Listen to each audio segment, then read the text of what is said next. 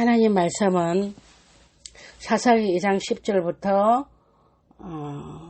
17절까지입니다.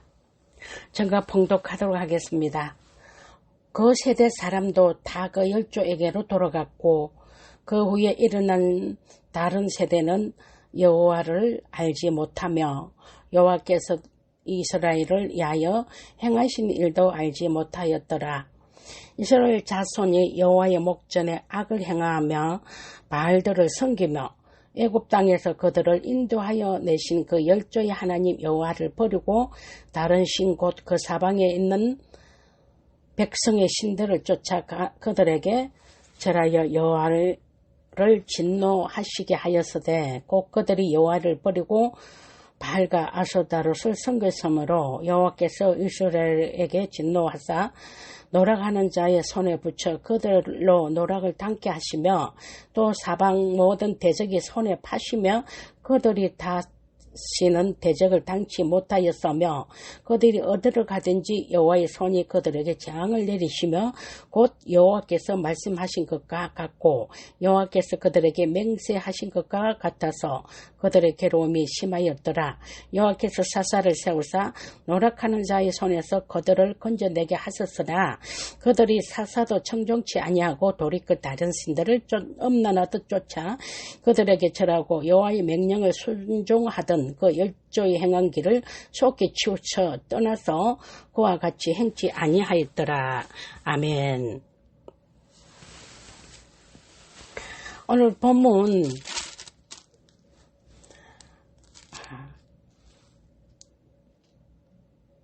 1장 1절 5절을 보면요.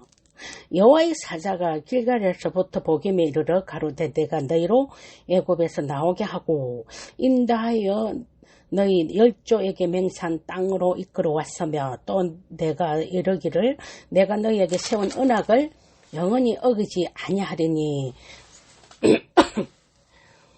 여호와의 사자는요, 이스라엘 백성이 하나님의 말씀에 순종하지 않고 가나안 주민들과 언약을 맺었다고 말씀하고 있습니다.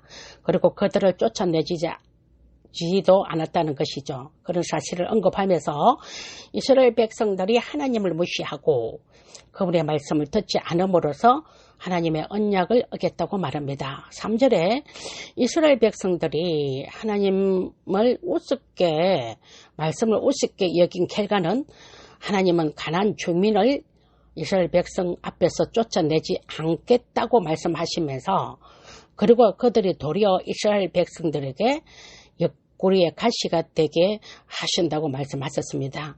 그들의 이방 신들이 도리어 가시와 올무가 되게 하리라고 말씀하셨죠. 그리고 4절과 5절에서는요, 이스라엘 백성들은요, 자신들의 그 죄를 깨닫고 소리를 높이 울었다고 합니다. 그래서 그곳 이름을 복임이라고 불렀던데, 복임은 울음과 또 울음의 장소라는 지명입니다. 그러니까 베델과 동일한 장소로 여겨집니다. 여기서 여호와께 제사를 드렸다라는 5절을 보면 있죠. 그들은 오래전 이스라엘 백성들이 가나안 정복 전쟁을 앞두고 길갈에서 행했던 할례와 유월절을 기억하면서 이제 자신들의 불신난적의 모습을 비교해보고 지금까지 인도하신 여호와 하나님을 생각하고 울었지만 하지만 그 모습이 오래 가지는 못됐다는 것입니다. 여러분, 두 번째, 이스라엘 백성들이 배교한 근본적인 원인을 살펴보면 여호수아의 죽음 전후를 보면요, 여호와의 종이었던 여호수아는 하나님 말씀에 온전히 순종하여서 이스라엘 백성들을 가나안 땅으로 인도합니다. 하나님이 살아계심을 경험한 여호수아와 장로들은 하나님을 섬기는 세대였습니다. 그들은 하나님 말씀에 늘 순종함으로 놀라운 기적들을 경험했던 그 이스라엘 백성들은 때때로 실수하고 연약한 모습을 보였을지 모르겠지만 그래도 하나님을 잘 섬겼다는 것이죠. 그러니까 여호수아와 동시대를 살았던 장로들이 살아 있을 때에도 그리했다는 것입니다. 강야 1세대는요. 엉망불평하다가 강야 40년 동안 강야에서 다 죽임을 당하였잖아요. 그리고 강야 1세대인 여호수아와 갈렙 두 사람만이 강야 2세대를 이끌고 가나안 땅에 들어가게 됩니다. 가나안 땅 들어가기 전에 요단강이 갈라지는 것과 여리고성이 무너지고 여러 가지로 하나님의 기적을 강야 2세대는 경험을 했다는 것이죠. 그리고 강야 시대를 인도했던 여호수아와 그의 동시대인들이 모두 죽자 다음 세대가 하나님을 떠난 것이라고 할 수가 있습니다.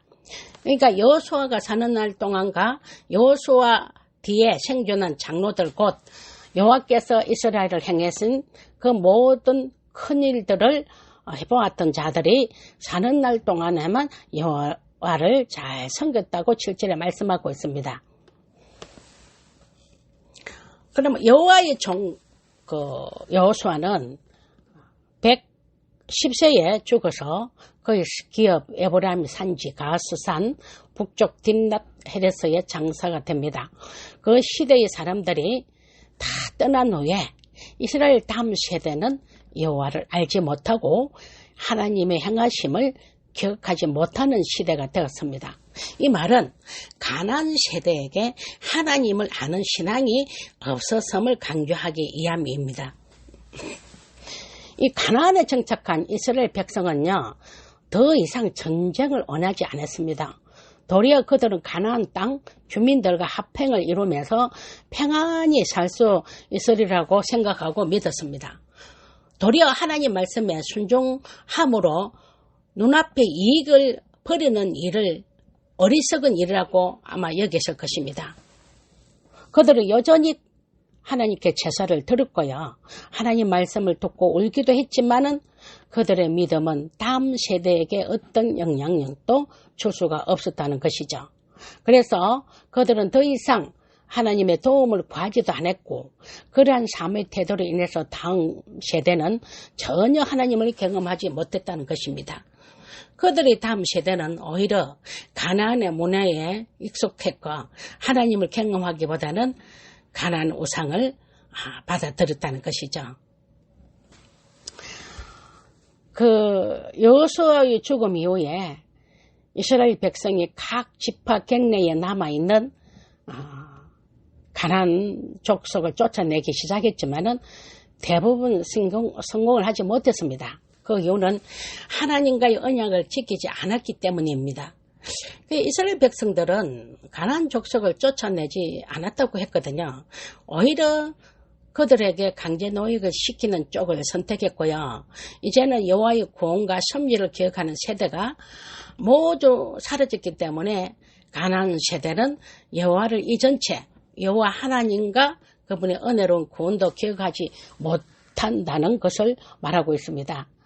여러분 모태신앙 몇 대째 자랑스럽게 말을 하는데 아마 모태신앙 1대체는 개척신앙이므로 엄청난 영적 전쟁과 많은 고난을 이기는 믿음의 사람들이었을 것입니다. 아마 2대까지도 그렇게 되지 않나 싶습니다. 3대 들어가면 조금 편안하게 안정되게 신앙을 하게 되겠죠. 4대 이후에는 그 사람들을 보면요. 눈에 보이는 육적인 복은 굉장히 많이 받는 것을 보게 돼요. 그런데 참 입으로는 주여져 하면서도 영적으로는 너무 정말로 믿음이 무지하다는 것을 이렇게 좀 느끼곤 합니다. 다는 그렇지가 않지만은 그런 것을 우리가 옆에서 제가 볼 때 종종 많이 보게 됩니다. 여러분 눈에 보이는 육적인 복도 하나님 은혜고 축복이지만은요, 그보다도 더 중요한 것은 하나님을 아는 그 믿음, 그 영적인 복이 제일 중요합니다. 그래서 모태복음 몇 대째 우리는 복을 많이 받았다 자랑하시지 마시고 내가 얼마나 주님을 알고 있고 내 믿음이 어떠한가를 한번 진지하게 생각해 보는 것이 굉장히 중요하다고 생각을 합니다. 오늘 본론에 들어가면 언약에 언제나 신실하신 하나님과는 달리 이스라엘 백성들은요, 가나안에 정착하면서 출애굽의 역사를 잊어버렸습니다. 이스라엘 백성들의 정체성이 출애굽에 있음에도 불구하고 애굽에서 이스라엘 백성을 구원하시고 가나안 땅까지 인도하신 하나님을 저들은 잊어버린 것입니다. 그리고 가나안 주민들과 언약을 맺지 말라는 하나님의 명령에 저들은 순종을 하지 않았어요. 이것은 분명한 하나님의 약속에 대한 배신 행위입니다. 하나님은 일찍이 그 땅 주민들과 언약을 맺지 말고 그들을 멸하라고 말씀하셨어요. 그러나 이스라엘 백성들은 자신들의 이익을 따라서 하나님과 약속을 지키지 않았다는 것입니다. 이제 하나님은 불순종한 결과로 가나안 주민들을 그 땅에서 쫓아내지 않으시고 이스라엘 백성들에게 고통을 주는 도구로 사용하겠다고 말씀하십니다. 이 말씀을 듣고 하나님의 그 저주 앞에서 그들은 슬픔의 눈물을 흘리고 제사를 드리지만 시내가 와서는 예배죠. 드리지만은 그들은 진정으로 죄에서 돌이키지 않고 하나님과 맺은 언약을 지키지 않았다는 것이죠. 하나님이 가나안을 쫓아내라고 명하신 가장 큰 이유는 우상들 때문이었습니다. 하나님의 말씀을 청종하지 않는 대가는 매우 클 것입니다. 그 징계를 통한 훈련이 계속해서 될 것이기 때문에 그렇습니다. 그래서 여호와께서 언약을 영원히 어기지 않겠다라고 말씀하셨음에도 불구하고 결국 이스라엘 백성들은 하나님을 무시하고 하나님의 약속의 말씀을 어겼다는 것이죠.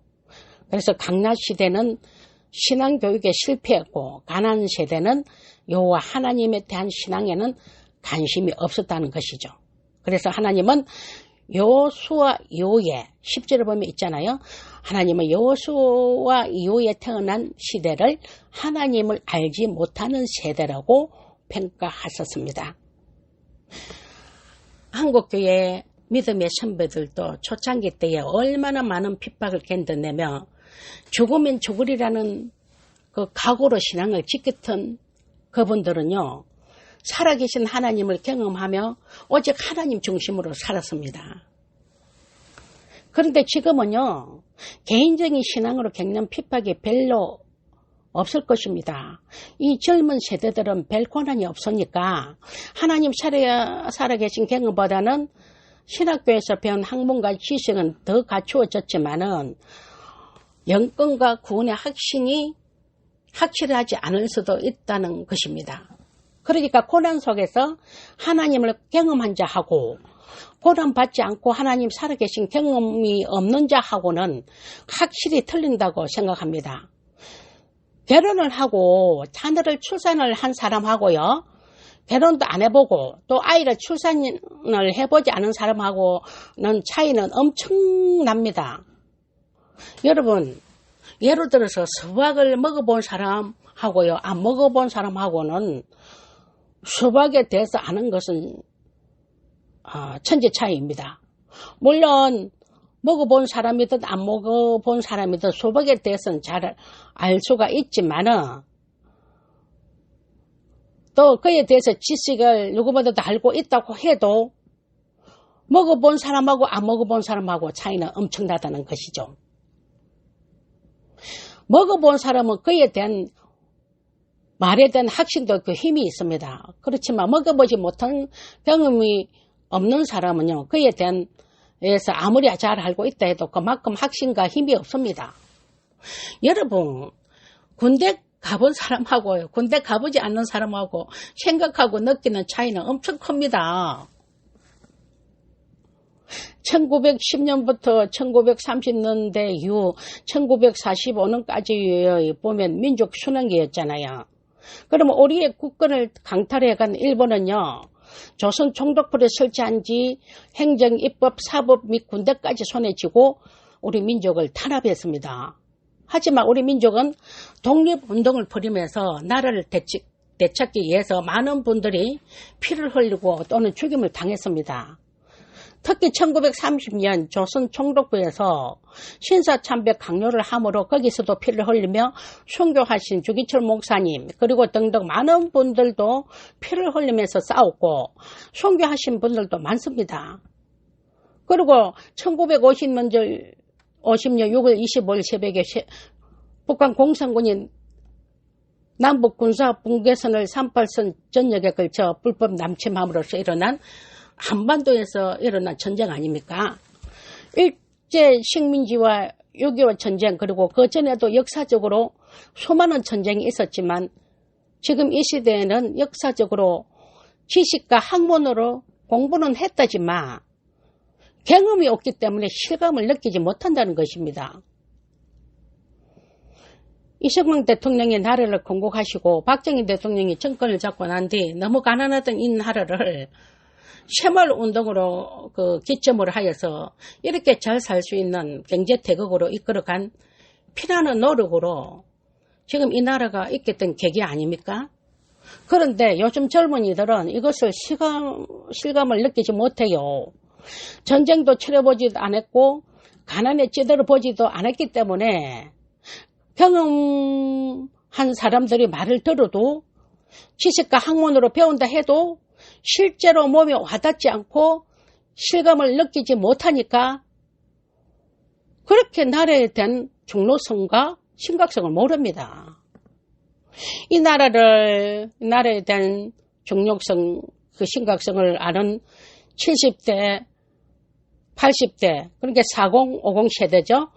이런 분들은 전쟁으로 인해서 나라와 또 나라의 위기와 가난을 몸소 겪었기 때문에 누구보다도 나라를 귀한 것을 잘 알고 있습니다.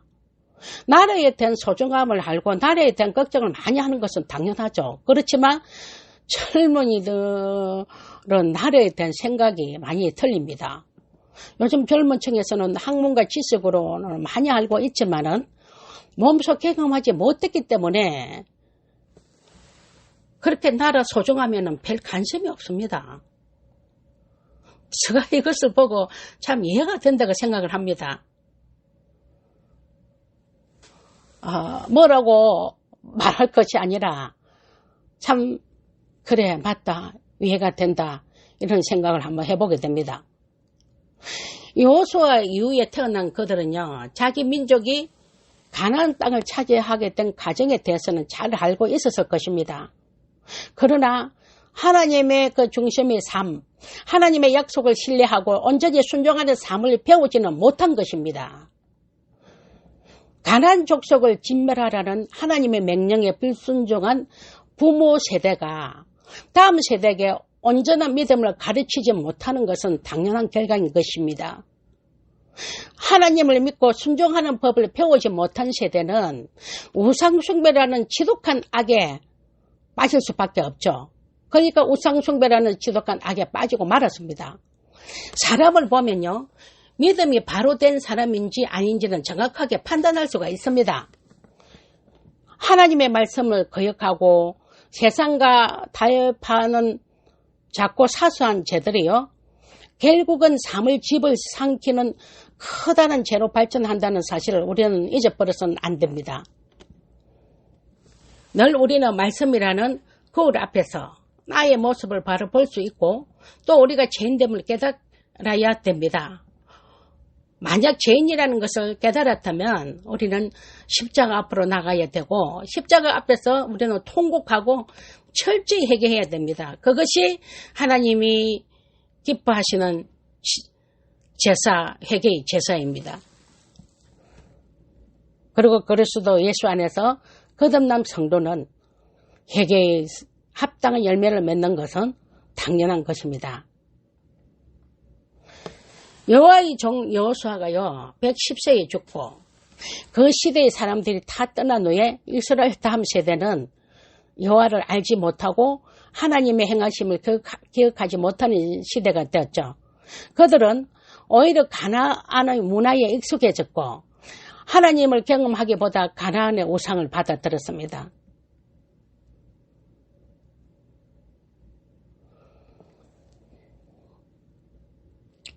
본문 사사기 2장 11절부터 13절 보면 곧 그들이 여호와를 버리고 바알과 아스타롯을 섬김으로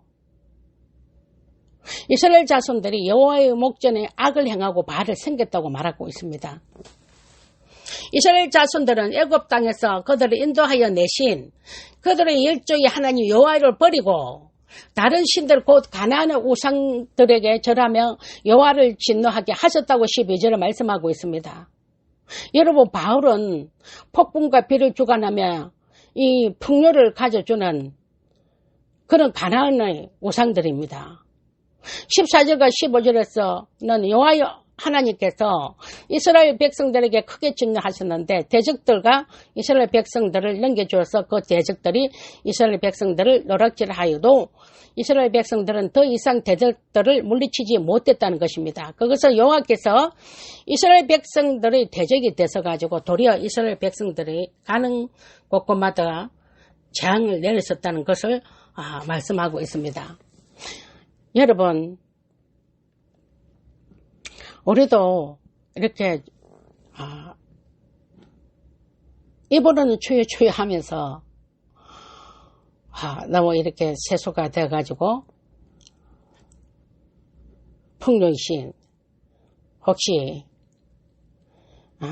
바알을 섬기면서 여호와의 진노를 사지는 않는지 한번 되돌아봐야 되겠습니다. 16절 19절에서 보면 사사를 이제 세웁니다. 노력하는 자들의 손에서 이스라엘 백성들을 구원하시는데 여전히 이스라엘 백성들의 패조는 그치지 않았다는 것이죠. 그래서 사사기 연대를 보면 요수아 죽음 이후에서부터 이스라엘 왕정이 시작되기 전이자 이전에 사사시대가 시작되어 즈음에 가나안 땅에는 아직 원주민들과 정복전쟁이 끝나지 않은 상태였습니다. 이들은 사사들에게 순종하지도 않고 오히려 다른 신들을 따라가서 오맹하고 그 신들에게 절하고 여호와의 명령에 그들 조상의 길에서 속히 떠났다고 17절에서 언급하고 있습니다. 그래서 이스라엘 백성들이 다른 신들을 따라가서 오맹했다는 것은 하나님을 버리고 떠났다는 말로 배교했다는 말입니다. 첫째는 하나님의 질투를 유발시키는 것은 하나님의 백성이 다른 신들을 따라가서 그들을 섬기는 영적 간음을 행할 때이고, 두 번째는 가나안의 우상들은 다산과 풍요의 우상들로서 번영과 안정을 약속하며 이스라엘을 유혹했다는 것입니다. 그럼에도 불구하고 이스라엘 백성들이 괴로워하면 하나님께서 또 사사를 세우셨고, 그 사사가 사는 날 동안에 대적들의 손에서 이스라엘 백성들을 구원하셨다는 것입니다. 여러분, 결론을 맺겠습니다. 사람은요, 본질적으로 마음에 하나님 두기를 싫어합니다. 지금 하나님을 잘 섬긴다고 해도 조금만 지나면 나태해지고요, 하나님을 배도할 수도 있습니다. 그래도 우리를 포기하지 않으시고 하나님이 우리에게 구원의 기회를 주실 때에 신속하게 회개하고 그 죄에서 돌이켰어야 합니다. 그래야 죄의 악순환을 끊을 수가 있습니다. 여러분, 사사시대 한번 보십시오. 사사를 그들이 어렵고 힘들 때 막 부르짖으면 하나님이 사사를 세우시죠. 그리고 사사를 세워서 그들을 노략질하는 손에서 건져냅니다. 그때뿐입니다. 그들은 또 사사들 말도 청정치 안 해요. 또 다른 신들을 쫓아서 오맹을 하고 있습니다. 여러분, 우리가 보이는 우상만 그 우상이 아니고요, 눈에 보이지 않는 우상들을 참 많이 섬깁니다.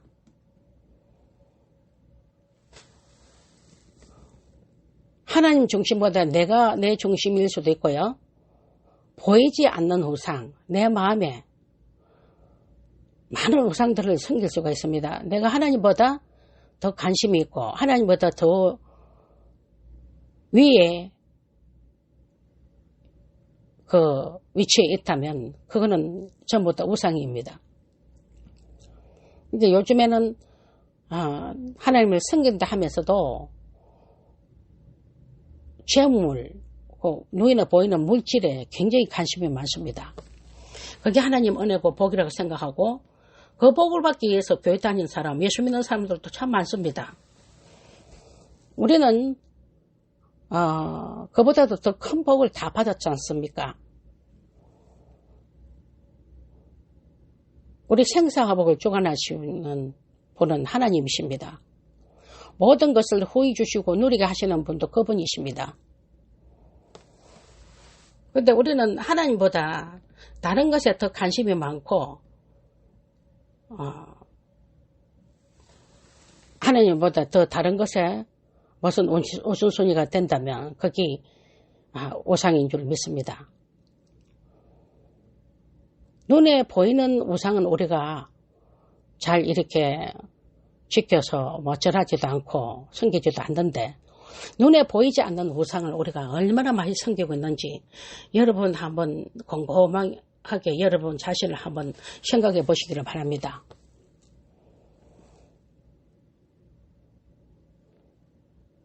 여기 있는 여러분들은 늘 하나님 말씀을 가까이 하고 그분의 뜻을 구하며 성령님의 인도하심을 받는 자들이 다 되시기를 예수 그리스도 이름으로 축원합니다. 아멘.